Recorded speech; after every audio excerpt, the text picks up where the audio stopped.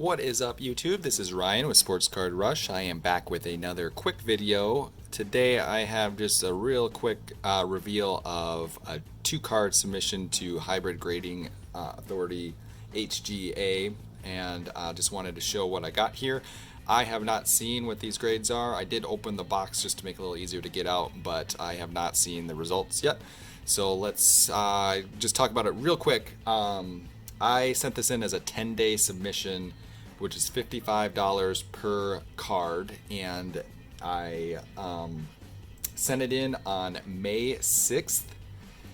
Actually, well, I got an email back on May 6th saying the cards were received that day, so that's kind of, in my eyes, that's the starting point. And then I got an email on May 13th that said they were scanned.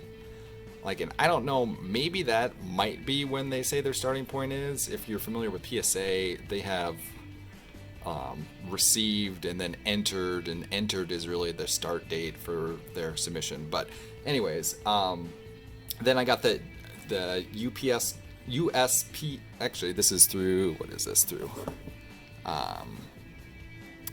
UPS. So they ship through UPS, or at least this one came through UPS. I got the notification 2 days ago on May 25th. I'm recording this on May 27th. So if you go by that cards received email date, it was 13 business days.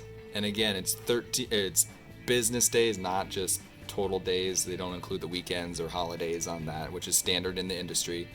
If you go by the card scanned in date, the 13th, that would be 8 days. So that would be good, but 13 is not meeting that 10-day turnaround, and I know some other people, some well-known YouTubers have been frustrated with that, meeting that turn time too. And the part that baffles me, I mean, I get that you're behind or you have technology issues or growth issues, that you can't meet those turn times, but why have they been increasing the amount of cards they've been allowing in the queues each week? Like, it's gone up. I think when I first started trying to get in the queue, they were in the 2000s or 2500 range, and now they're in the 4000 range. I would think if you're backed up, you would slow that down, and also, what's the point of having that queue and that cap on how many you receive if you can't control or you can't keep with your turn times? I thought that was kind of the whole point.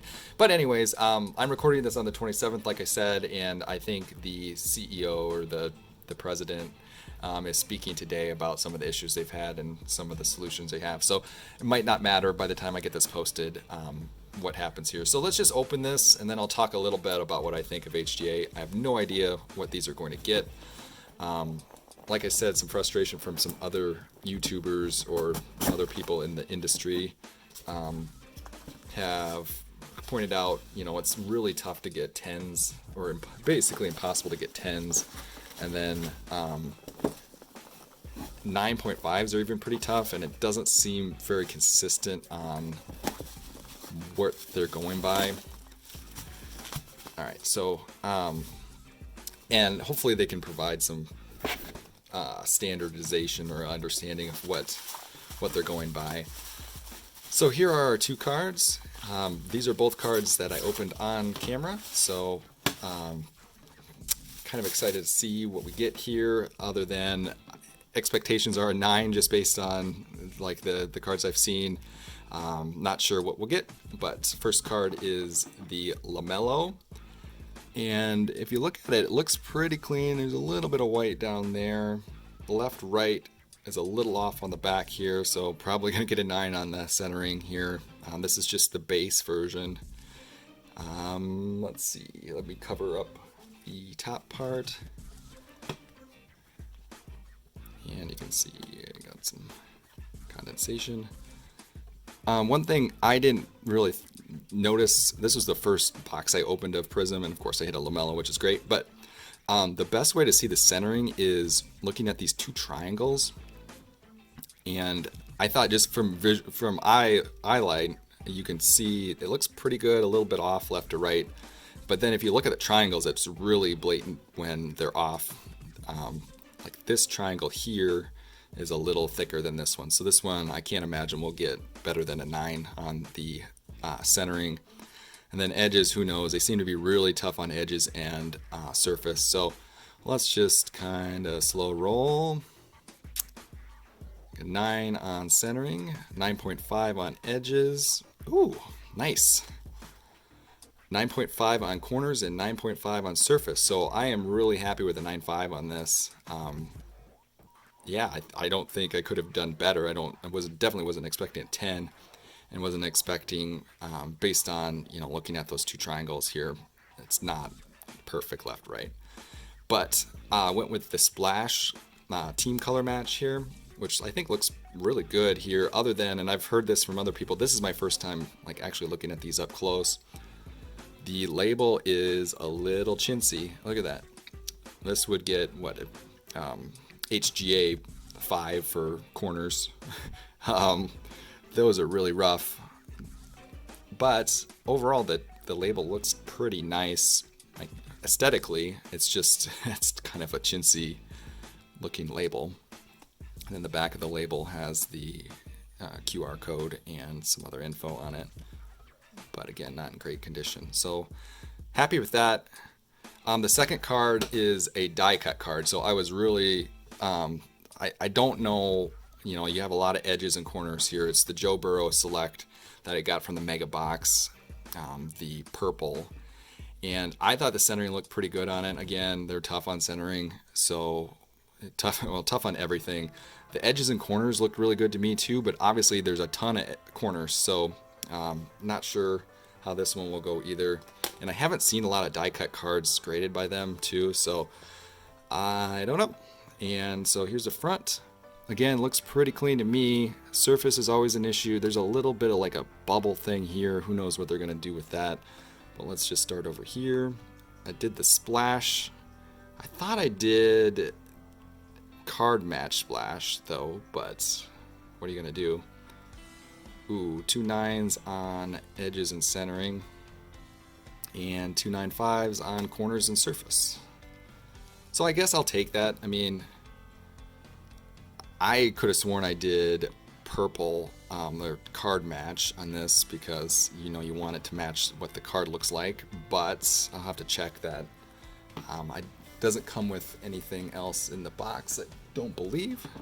But there we go. So 2 cards, 9.5 on the LaMelo and the 9 on the Burrow. Burrow, not happy with that so much, and the orange isn't quite right, but I'll take it. 0.5 away from a 9.5 on this. It's a little bit of a bummer too, especially with, I don't know, I guess edges, you're going to have issues with edges on these die cuts, but corners and surface got 9.5s, which is interesting. So what do you think? What did you like HGA?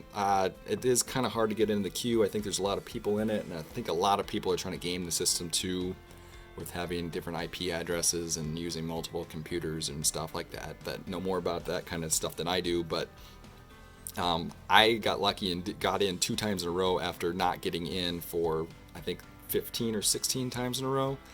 So yes, I'm curious what your thoughts are on it.